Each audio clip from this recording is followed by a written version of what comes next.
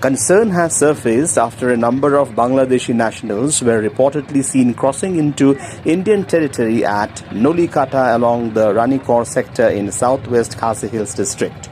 According to local sources, the individuals allegedly entered through the international border, raising concerns over border security and illegal infiltration.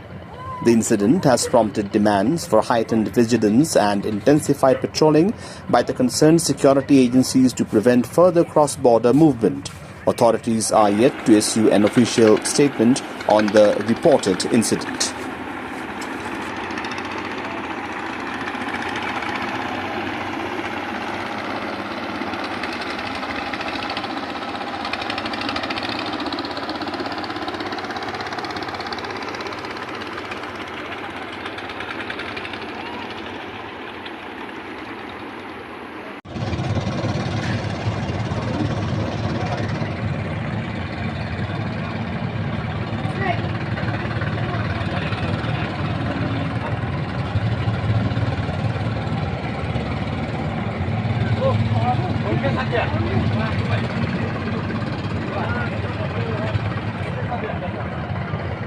아, 진짜